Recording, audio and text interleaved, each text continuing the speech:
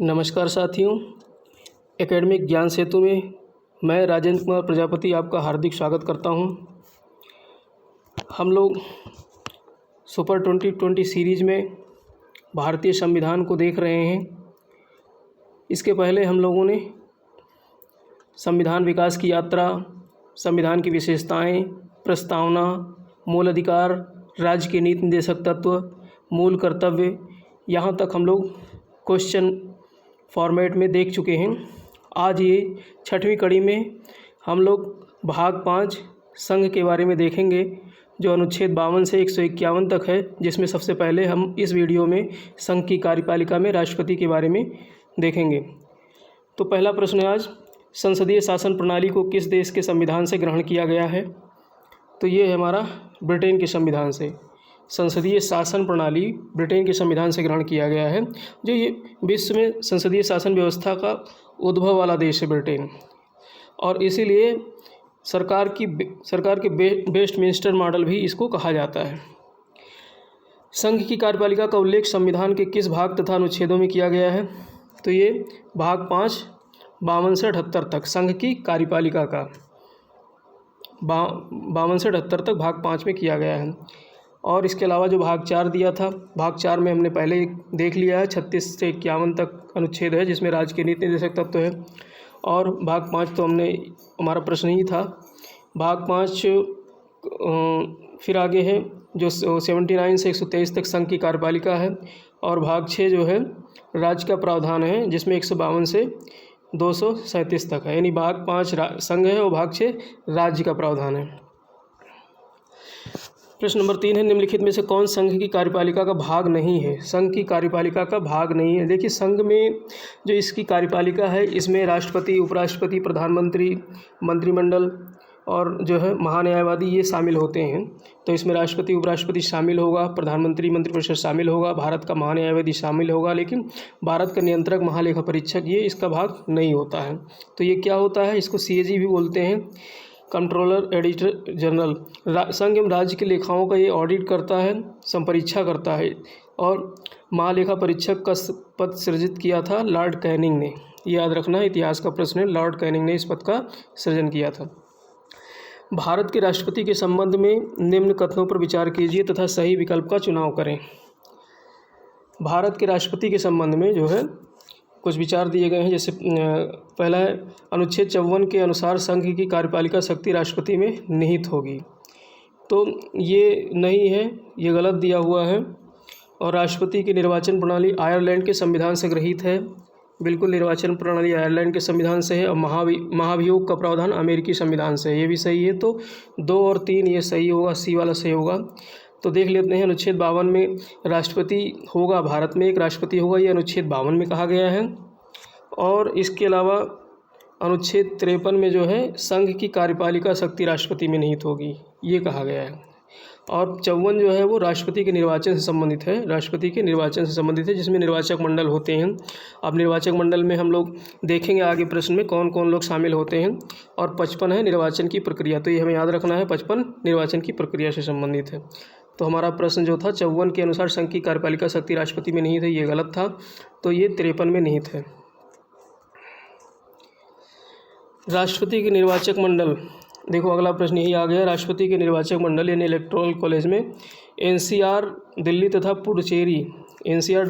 पुडुचेरी संघ शासित राज्य की विधानसभा के निर्वाचित सदस्यों को किस संविधान संशोधन द्वारा शामिल किया गया है?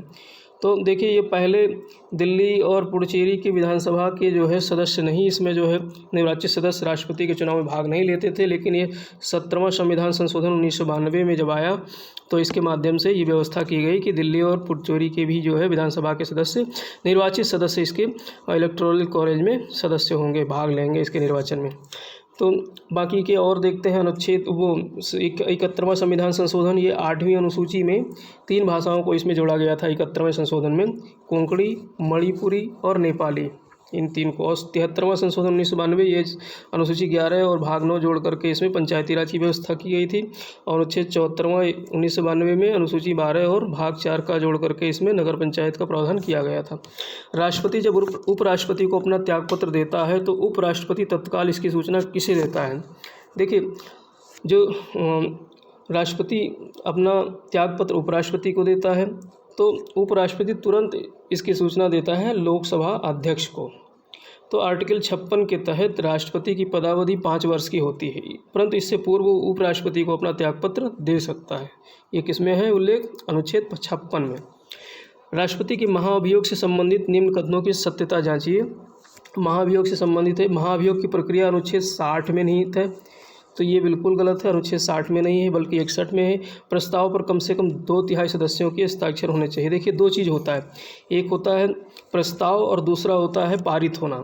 तो प्रस्ताव में 1/4 सदस्यों जो उसका सदन, जिस सदन में प्रस्ताव पारित होगा, किसी भी सदन में प्रस्ताव लाया जा सकता है, लोकसभा या राज्यसभा में, तो उस सदन में 1/4 सदस्यों से वो प्रस्ताव जो है हस्ताक्षरित होना चाहिए और 2/3 सदस्यों से वो पारित होना चाहिए। तो इसमें ये होगा आपका जो है इसमें डी वाला होगा, ना तो 1 सही है ना तो 2 सही है, दोनों गलत हैं। तो व्याख्या में देख लेते हैं। महाभियोग की प्रक्रिया अनुच्छेद 61 में, जबकि 60 में शपथ का प्रावधान किया गया है। 61 में जो है महाभियोग है और 60 में शपथ का प्रावधान किया गया है। महाभियोग की प्रक्रिया किसी भी सदन में कम से कम 1/4 सदस्यों द्वारा प्रस्ताव पर हस्ताक्षर करके लाई जा सकती है, परंतु प्रस्ताव पारित होने के लिए 2/3 सदस्यों का बहुमत आवश्यक है। लेकिन एक चीज़ और देख लीजिए, राष्ट्रपति को 14 दिन पूर्व इसकी सूचना देना अनिवार्य है। किसकी? महाभियोग चलाने से पहले 14 दिन पहले सूचना देना राष्ट्रपति को अनिवार्य है। राष्ट्रपति के चुनाव संबंधी विवाद का समाधान किसके द्वारा किया जाएगा? तो ये किया जाएगा उच्चतम न्यायालय के द्वारा। देखिए चुनाव तो चुनाव आयोग कराता है उसका, लेकिन अगर कोई विवाद होता है चुनाव में तो उच्चतम न्यायालय उस विवाद का निपटारा करता है, उसी का विनिश्चय अंतिम माना जाता है। राष्ट्रपति के निर्वाचन तो निर्वाचन आयोग द्वारा, परंतु विवाद का विनिश्चय सुप्रीम कोर्ट द्वारा किया जाता है। राष्ट्रपति के निर्वाचक मंडल में कौन शामिल नहीं है? तो अब वो आ गए, इलेक्टोरल कॉलेज आ गया, निर्वाचक मंडल की जो हम बात कर रहे थे। तो इसमें जो है संसद के दोनों सदनों के सभी निर्वाचित सदस्य, यहाँ पे देखिए ये शब्द याद रखना, निर्वाचित। एक होता है मनोनीत सदस्य और दूसरा होता है निर्वाचित। जैसे कि मनोनीत, राष्ट्रपति लोकसभा में 2 सदस्यों को मनोनीत करता है और राज्यसभा में 12 सदस्यों को मनोनीत करता है, तो वो 14 सदस्य नहीं भाग लेंगे, बाकी के सभी निर्वाचित सदस्य भाग लेंगे। राज्य की सभी विधानसभाओं के निर्वाचित सदस्य भाग लेते हैं, विधानसभाओं के, विधान परिषद के नहीं इसमें भाग लेते हैं। संघ राज्य क्षेत्रों की विधानसभाओं के निर्वाचित सदस्य, वही दिल्ली और पुदुचेरी, ये संघ राज्य क्षेत्र के निर्वाचित सदस्य भाग लेते हैं। राज्यों की विधान परिषदों के निर्वाचित सदस्य इसमें भाग नहीं लेते हैं, तो डी वाला सही होगा। तो ये हमको याद रखना चाहिए, इतने लोग इस इलेक्टोरल कॉलेज के जो है मेंबर्स होते हैं जो निर्वाचन में भाग लेते हैं। उसके कौन सा अनुच्छेद राष्ट्रपति पद के लिए पुनः निर्वाचन के लिए पात्रता निर्धारित करता है? तो पुनः निर्वाचन के लिए अनुच्छेद 57, इसमें देखिए कन्फ्यूजन के लिए दे दिया है, पुनः निर्वाचन का प्रावधान नहीं है, ये बिल्कुल भरमाने के लिए दे दिया है। भारत में कोई उल्लेख नहीं है कि राष्ट्रपति कितनी बार निर्वाचित होगा, 57 में पुनः निर्वाचन की पात्रता दी गई है। लेकिन अमेरिकी संविधान में राष्ट्रपति 2 बार से अधिक निर्वाचन के लिए अप्लाई नहीं कर सकता है, सिर्फ 2 ही बार राष्ट्रपति हो सकता है। तो अनुच्छेद 58 जो है राष्ट्रपति पद के लिए योग्यताएं इसके तहत बताई गई हैं। योग्यताएं क्या होनी चाहिए? जैसे कि 35 वर्ष की आयु होना चाहिए, भारत का नागरिक होना चाहिए, लोकसभा की सदस्यता की उसकी जो है योग्यता होनी चाहिए, ये सारी उसकी क्या है योग्यताएं हैं। इसी प्रकार से अनुच्छेद 59 जो है राष्ट्रपति पद की शर्तें। अब पद की शर्तें यानी राष्ट्रपति बनने के बाद उसकी पद की शर्तें, जैसे कि मतलब वो अगर मान लेते हैं लोकसभा का सदस्य है तो उसे तत्काल जो है लोकसभा की सदस्यता छोड़नी होगी, उसकी भौतिक सुख सुविधाओं में कोई कटौती नहीं की जा सकती है। तो ये सारे अनुच्छेद 59 के तहत बताया गया है। राष्ट्रपति के महाभियोग की प्रक्रिया कैसी है? अर्ध न्यायिक है, ये ध्यान रखना है। राष्ट्रपति की महाअभियोग प्रक्रिया अर्ध न्यायिक है। अनुच्छेद 61 के तहत महाभियोग की प्रक्रिया एक अर्ध न्यायिक प्रक्रिया है। भारत में किसी अन्य संवैधानिक पदाधिकारी को हटाने के लिए प्रक्रिया नहीं अपनाई जाती है।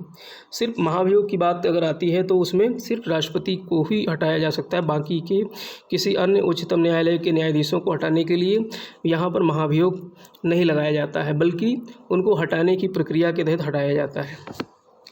सामान्यतः अनुच्छेद 62 के तहत राष्ट्रपति का निर्वाचन पद की रिक्तता भरने हेतु पदावधि से पूर्व करा लिया जाने का प्रावधान है। अनुच्छेद 62 में ये प्रावधान है कि राष्ट्रपति का कार्यकाल ख़त्म हो रहा है तो उससे पहले ही जो है चुनाव करा लिया जाता है। परंतु आकस्मिक रिक्तता भरने हेतु निर्वाचन कब तक करा लेना आवश्यक है?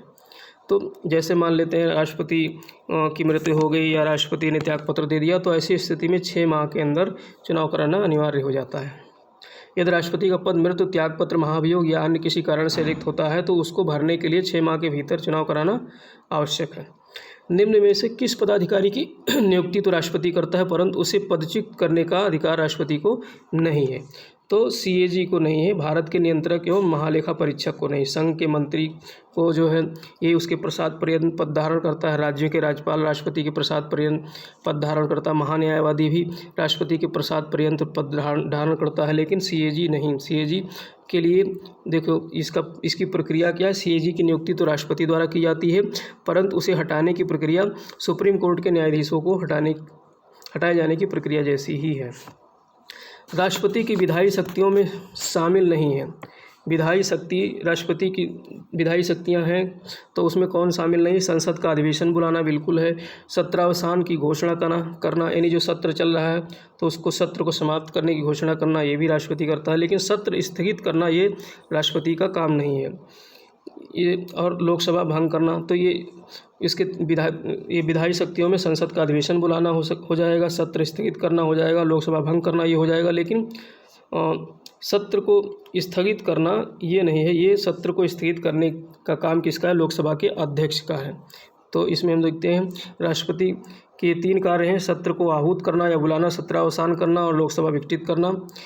बैठक के दौरान सत्र को कुछ समय के लिए स्थगित करना लोकसभा अध्यक्ष का कार्य है। यानी सत्र चल रही है और उसी दौरान मान लेते हैं कुछ जो है किसी कारणवश सत्र को जो है कुछ समय के लिए 2-4 दिन के लिए स्थगित करना पड़ा तो वो काम राष्ट्रपति नहीं करता है बल्कि लोकसभा का अध्यक्ष करता है।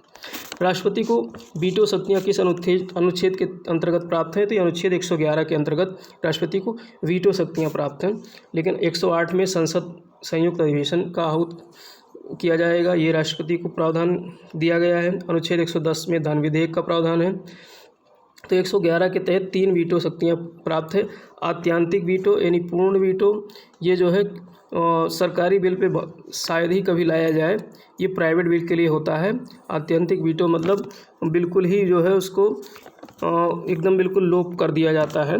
राष्ट्रपति जो है किसी बिल को जो है एकदम बिल्कुल उसे जो है पूरी तरीके से वीटो कर देती है, उसको जो है वापस भेजती ही नहीं है और उसे स्थगित कर देता है राष्ट्रपति। तो ये प्राइवेट बिल के लिए ही हो सकता है, सरकारी बिल के लिए तो बहुत मुश्किल है।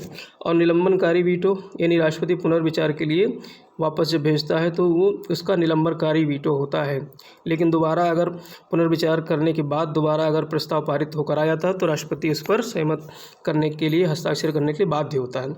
तीसरा जेबी वीटो। जेबी वीटो में ये होता है कि राष्ट्रपति जो है उस पर ना तो हस्ताक्षर करता है ना ही उसे वापस भेजता है बल्कि वो रख लेता है अपने पास, तो जेबी वीटो होता है। अनुच्छेद 123 अध्यादेश जारी करने की राष्ट्रपति की शक्ति है। राष्ट्रपति द्वारा जारी अध्यादेश संसद के पुनः समवेत होने पर दोनों सदनों द्वारा कितने दिनों में अनुमोदन आवश्यक है, अन्यथा अध्यादेश समाप्त माना जाएगा? तो ये है आपका 6 सप्ताह के भीतर। 6 अगर मान लेते हैं, चलिए इसका व्याख्या ही पढ़ लेते हैं।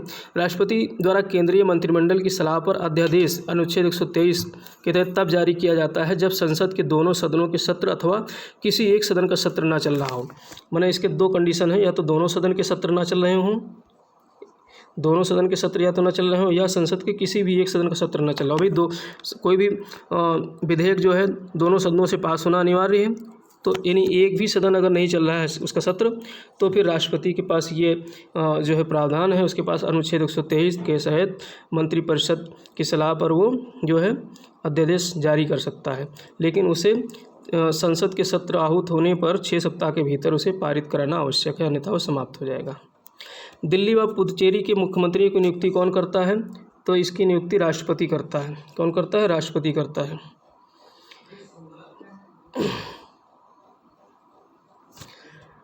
18वां प्रश्न लोग देखेंगे, राष्ट्रपति के अधिकार और अनुच्छेद कौन कौन से में है इसके। क्षमादान की शक्ति अनुच्छेद 72 में है बिल्कुल, और संसद के दोनों सदनों के को संदेश भेजना अनुच्छेद 86 में है, यानी राष्ट्रपति संसद के दोनों सदनों को जो संदेश भेजता है वो अनुच्छेद 86 के तहत भेजता है। सर्वोच्च न्यायालय के न्यायाधीशों की नियुक्ति करता है अनुच्छेद 124 के अंतर्गत, और किसी सार्वजनिक महत्व के विषय पर सुप्रीम कोर्ट से परामर्श लेने का उसको अधिकार है अनुच्छेद 143 के तहत। अब उस परामर्श को माने या न माने इसकी बाध्यता नहीं है राष्ट्रपति को। वर्तमान राष्ट्रपति श्री रामनाथ कोविंद का राष्ट्रपति के रूप में कौन सा क्रम है? तो ये 14वें नंबर के राष्ट्रपति हैं। ये प्रश्न ऐसे भी आ जाता है कभी कभी। 12वें नंबर पर श्रीमती प्रतिभा पाटिल थी, 13वें नंबर पर प्रणब मुखर्जी थे और 14वें नंबर पर वर्तमान में रामनाथ कोविंद जी हैं। निम्न में से कौन राष्ट्रपति होने से पूर्व भारत के उपराष्ट्रपति पद पर आसीन नहीं था?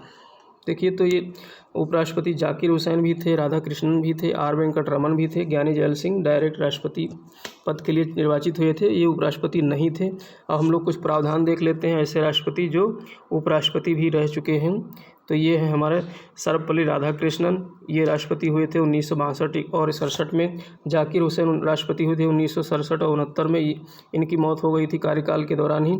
आर वेंकटरमन जब राष्ट्रपति हुए थे 1887 से 92 में, ये बहुत ही बुजुर्ग व्यक्ति थे, सबसे ज़्यादा बुजुर्ग व्यक्ति आर वेंकटरमन ही हुए हैं राष्ट्रपति अब तक। डॉक्टर शंकर दयाल शर्मा 1992-97 में हुए थे राष्ट्रपति, ये भी उपराष्ट्रपति थे।